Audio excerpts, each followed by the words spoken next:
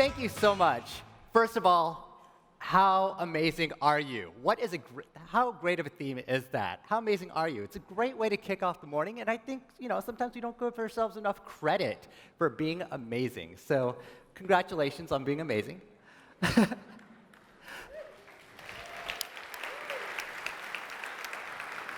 So, my name's Hyoun Park. I'm an industry analyst at Amalgam Insights, and I've been in data for a fairly long time. Like many of you, I've had a number of roles in data. I've been a fantasy baseball analyst. I've been working with telco data. I've been a database administrator. I've done some basic computational chemistry. And nowadays, I'm an industry analyst. And many of you probably think you have a pretty good idea of what industry analysts do. We get a bunch of vendor names. We throw these darts at a dartboard, and then we publish the results in this big square as a report, right?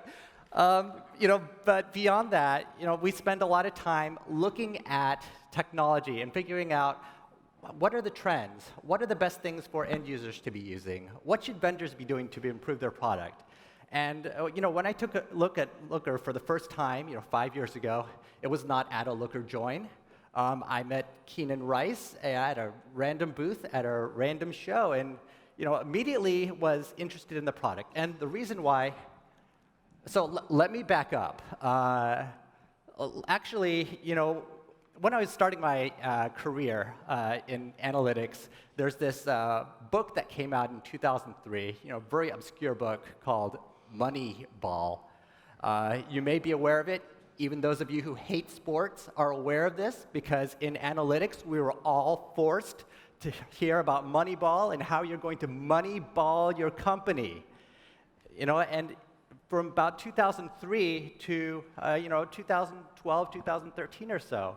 And during this decade of time, you had the book became very popular, and then even worse, this movie comes out in 2011. And of course, who's the star of the movie? Brad Pitt.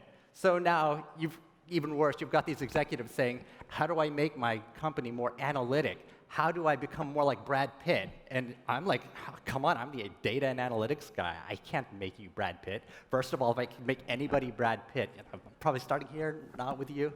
But also, beyond this whole challenge that you're not Brad Pitt and never going to be, we had a bigger problem, which is that the data and analytic tools, frankly, weren't ready. During this Moneyball era of analytics, ironically, at the time when we were being told to make our companies smarter, we lacked the tools to make this happen. As Frank said before, we were dealing with tools that at the time were, call it 15 years old, and frankly, starting to show their age.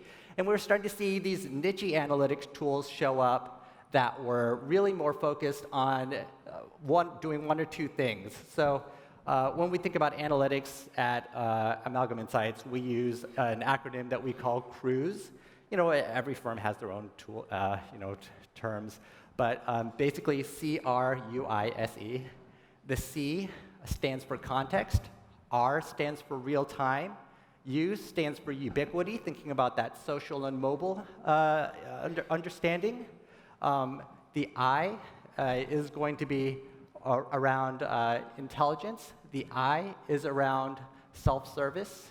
And then the E is around being embeddedness, being able to use these services across applications. And then, back in that Moneyball age, basically, if you chose a new product, you could choose one or maybe two of those, and you didn't get the rest. So either you had embedded BI, or you had a sales analytics tool, or something where you had either context or ubiquity, mobility, but not everything. And that was the challenge. As analytic people, we were just juggling all these things and trying to figure out how do we actually make all of this work. And that's what we had to get to in this third stage of, call it analytics and BI. Obviously, being at Looker Join, you probably have a clue as to what one of these third-generation tools are. Looker came around in 2012, and then all the problems were solved, right? It's probably a very boring time at work. No, that's not actually what happened at all. What happened is now we have all these other problems happening from a data and analytics perspective. Just thinking about there are three big themes that I think about right now that keep me awake at night when I'm thinking about data and analytics over the next few years. First of all, there's this extreme data expansion that is starting to happen now. One of the stats that shows up often is that 90% of the data created in the world has been created in the last 2 years. That has been a fairly consistent theme over the past decade. And flipping that around, it means we are 10xing the amount of data we have every 2 years. That's a crazy amount of data to deal with. And there's no system that we have now that is ready for just thinking about that. Okay, it's 10 times in 2 years. It's 100 times in 4 years. 1,000 times in 6 years. It's an amazing amount of data to think of. We're going to have to fundamentally change the way we deal with data just every 5 years or so, simply to keep up with being able to store that amount of data, or we accept that we're just not going to be able to use it at the end of the day. So we need more agile ways to be able to work with that data. So that's a challenge that I'm always interested in looking at, saying, how do we put analytics closer to the data? How do we get more data sources available to us? How do we deal with these gigantic billion-row tables that get created and the petabytes of data and actually use that in an analytic fashion? That is going to be, the stakes keep raising for us. First, we get used to using terabytes, and we hear about petabytes. Now we're going to start using petabytes, and we hear about exabytes. And it just keeps going on and on and on. So this is a big problem for us.